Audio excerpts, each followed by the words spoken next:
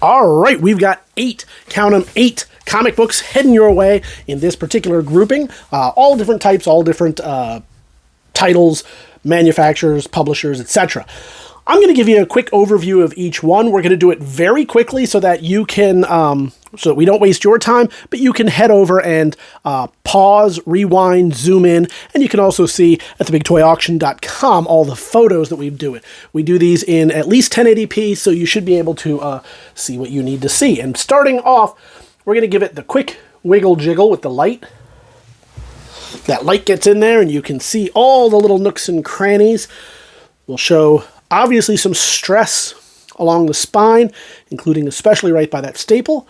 A little bit right there. Is that a tear? Nope, it's just a bend. We'll flip it over on the side, and we will do the same with the back cover. We'll give it the quick wiggle jiggle so you can see exactly what you're going to get. Mostly pretty good. I'm not seeing any major issues. Maybe something a little bit right there, a little dirt. That stress from that staple coming through a little bit right there. And then finally, we're going to show you some of the interiors. Why do we do that? Well, we do that so that you can judge for yourself the quality and condition of the paper. What I might say is cream or off-white, you might say is white or brilliant white. I'm not going to argue with you. I don't want you to have to rely on me to tell you what you want to buy. So that's why we do this. I will also point out that if we find anything like this, somebody has put their name, probably not one of the authors, probably not one of the artists, to it. We will show you those as well. So now you know how it works. Let's go and show you all 8. Next up, we have from Western Comics, Bewitched. This is going all the way back to April of '67. This is number 9. It's got some work right there. You can see where it's torn a little bit. That's a shame because this spine is pretty good. Now it is rusty. Those nails are, not nails, those staples are starting to rust. It's got one of these, one of the less creepy Bewitched photo covers that I've seen in a while, so that's nice.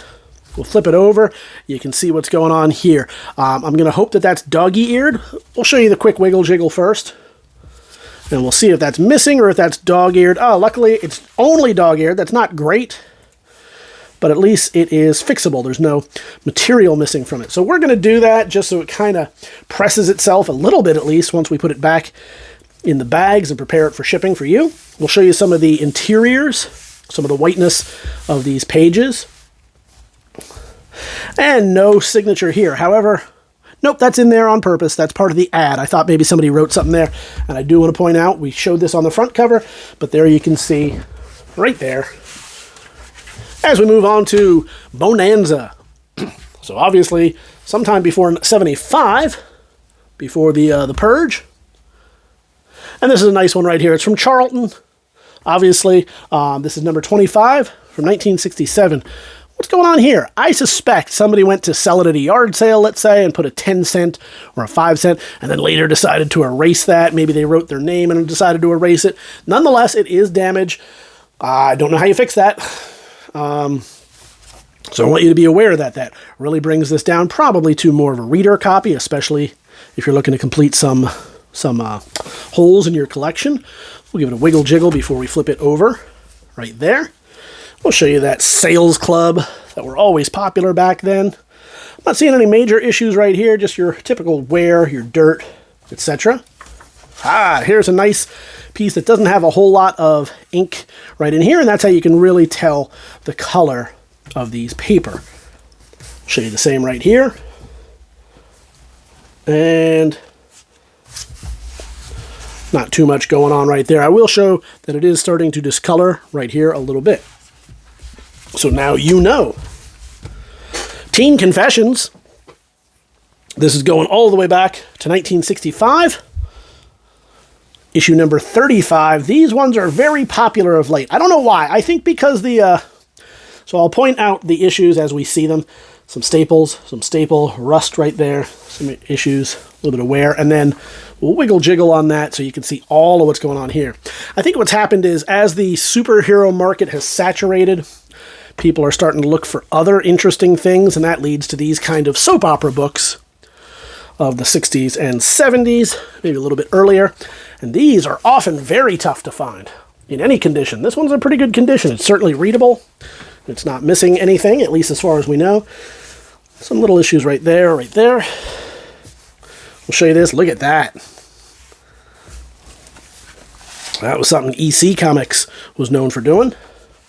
And then, is this Charlton? Yeah, Charlton did that too. They would do this so it was more uniform. Back before you had really font sets, all of these had to be hand lettered. But Charlton would save some money by typing them. Harvey, giant size right here. This is Hot Stuff.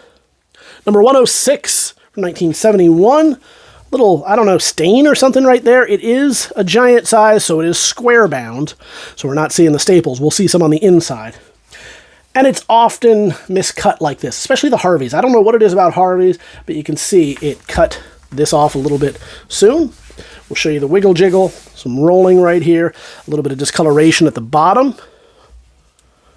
But we'll give it that. Safari starts right here, and you can get in on what looks like little Ronnie Howard. Is it? I don't know. Somebody out there will let me know if it is. That'd be kind of cool. So you can see right there, a little bit of issues right here at the bottom. Something going on right there. I'll shine that light on it so you can see. Probably a pencil. Didn't leave behind any ink or graphite, but there was probably a piece of paper over top. Quality and condition of the pages right here as you see them. And, oh, there it is. Somebody here wanted you to know that this was theirs. Well, now it's going to be yours, and if you like, you can scratch that out and put your name right over top of it. War of the Worlds. By this point, it was just basically the Purple Man. What's his name? Kill something. It'll come to me in a moment.